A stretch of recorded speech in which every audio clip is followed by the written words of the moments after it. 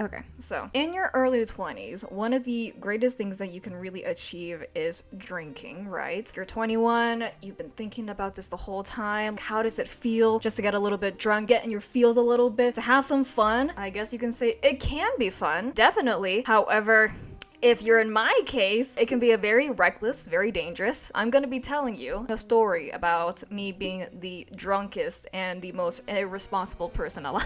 If you are a former coworker of mine, you will know this story all too well and probably experience it a little bit closer than you should have, and that's completely my bad. So the beginning of the story starts off with a coworker of ours who was leaving to go to a different company, and go her, and it was really exciting. So what we kind of do as a tradition is we go to this bar pub thing in our city. We kind of have a little bit of fun, we reconnect, we have some food, we just have a nice time, we have a nice goodbye party. During this particular time was not the best time for me though. We all kind of get to this little pub bar area. We all get seated, and the thing is, I recently at the time was going through a breakup, so I was kind of really ready to just fuck up my whole life. I did not care about responsibilities at the time. I was just so distraught. I was just kind of down in the dumps. I just kind of needed something. So I was like, alcohol. That should be great. Plus, my boss is gonna be covering it, so it should be fine, alright? Right, yeah. Another thing about me is that I am extremely lightweight. I don't drink alcohol very much just because one sip and I already get drunk. I'm basically on the fucking floor throwing up. Actually, I guess it could be fun sometimes, except this particular time, okay? I looked at the menu and I really wanted to have this ginger beer. I kind of already knew this was gonna taste good. I'm a girly that likes tasty cocktails, that likes tasty beers. I don't like anything that tastes bitter. So a ginger beer was probably the best solution. I asked the waitress if there was like a ginger beer, and she's like, oh no, we don't really have a ginger beer. And I was like, rats, fuck. So I asked her, okay, so do you have any other suggestions that maybe is like kind of on the sweeter side, because I'm somebody that doesn't really like a lot of, bitter things. She's like, okay, well, I would suggest maybe this banana bread beer. It tastes, it's kind of like not too sweet, but it's still kind of there, and I was like, okay, fuck it, I guess I'll try it. This banana bread beer. They were all just kind of talking and things like that, and for a little bit I was, not really regretting my decisions yet. My head was starting to kind of like clear up a little bit. I wasn't thinking too much about, how terrible my life was at the time. Think about it. I was working retail. I had just broken up with a long-term boyfriend of mine, and I had just bought Resident Evil 4. Not for the game, okay? So it was very stressful for me, and I needed a distraction pretty much. We talk a little bit, we yada yada, oh yeah, these nachos are really good. And keep in mind, I only had like maybe 3 nachos, and then the banana beer. The banana beer makes an appearance.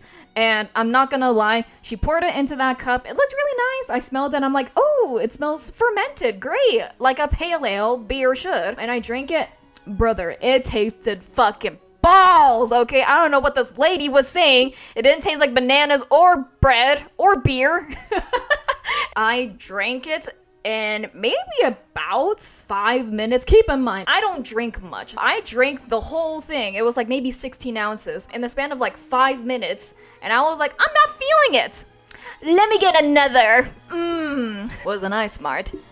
Don't worry, I did order a side of bangers and mash. But I finished my second one, and then my bangers and mash came in. It was a great time, actually. Keep in mind, I actually didn't really have food prior to this whole thing, because I was just really depressed, I guess you could say. I wasn't really eating, I wasn't thinking about eating, and I wasn't really sleeping too well. My hormones were kind of out of control because of the stress as well. So it was a difficult breakup that I was going through, to the point where I was talking to AI to help fill my void. Oh, this story isn't really about being drunk anymore. It's about me going through my breakup. Great. But yeah, my bangers and mash finally came in after I have finished another 16-ounce banana pia bread. Oh my god, this is gonna be my curse. The bangers and mash was really good, except I don't remember how it tasted, to be honest. But I remember it being good. I want to say after about like another 20-30 minutes or so, I start to feel it, but it wasn't a very strong everything hits you at once. It was like kind of like, ooh, I feel a little bit warm now. I can feel everything, starting to settle into my system a little bit. It was great, I was starting to feel a little bit louder. I was starting to have a little bit more fun or so. I was starting to forget a lot of my past decisions. Another 10 minutes go by, and shit kind of starts hitting. Keep in mind, it wasn't that late in the night. It was maybe only about like 10 o'clock or so, roughly. And me trying very hard to not look at my boss in the eyes as the alcohol was really kicking in. You know that you don't really feel drunk until you stand up. At one point, while I was kind of like feeling the room like, ooh, I decided to stand up. And I could see stars. The stars are aligning. And I don't really know how I got to the bathroom. I'm pretty sure I kind of blacked out a little bit. And as I went into the bathroom and did my own business, I could see I was literally beat red. It was immaculate how fucking red I was. And it wasn't just my face. You could see it on my chest. You can even see it on my shoulders. That's the bad thing about Asian glow, is that it's not just your face. It's everywhere on your body. And it's like a little bit of patchy too. It looks like a rash. It might be a slight allergic reaction. I don't know. Anyways, I come back outside, and my boss is kind of older, and he's kind of like, I kind of had to go home, and now it's like maybe 10:30, 11. I was like, yeah, wobbling around. I'm like, I'm good. I can go home.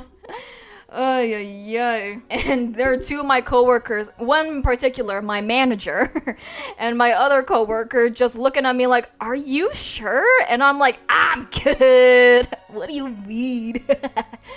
This is where things start to kick in a little bit. It starts to get very spicy up to this point. Both of them decide to help me out because I didn't want to just hop into somebody's car and leave my poor baby out in the middle of this like pub bar thing, because next day I actually had to go to work. A lot of terrible decisions were made that night. Part of me regrets it, but part of me also is kind of like, this is what happens in life, I sat down for a second just while everybody's trying to like get situated and leave pretty much. I actually remember I was this fucking close to just blacking the fuck out of everything. I was like, oh shit. It took an hour for everything to go down. It was terrible. I finally give in a little bit because the alcohol really starts kicking in. And I feel sick to my stomach. I am so nauseous. I think it's the mixture of the banana bread beer and the freaking bangers and mash just swishing around in my stomach. One of my coworkers was going to drive me home in my car, and my manager coworker was going to be catching up to my place and then bringing them back to their car, and they go their separate ways. So that was going to be the plan pretty much. I gave my coworker the keys, the one that was driving me home, just so they can get into my car. And I remember as soon as I stood up again,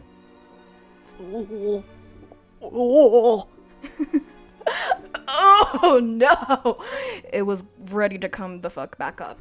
Basically, I book it out of that fucking bar and pub, I book it to my car, and for some reason it was the summertime. So holy shit, there was a bunch of like locusts or like grasshoppers just out and about everywhere, literally hundreds just chilling by the bar. It was, I guess, like a Friday night to them, and they were just chilling. They just wanted to have their own bar time, and I literally just fucking run past them. They all fucking go flying like birds, and my car is locked at this point, and I literally feel it coming the fuck up. I feel it literally in my chest as I was trying to pull my car door open, and I yelled to my coworker, open the fucking door! And this motherfucker is like, okay. So they open the fucking car door, I spring that shit open, I sit in, my manager comes up to make sure I'm okay, and as soon as I sit down, I'm kind of in this crouching shrimp position because I'm like, yeah, I gotta sit the fuck down, and unfortunately,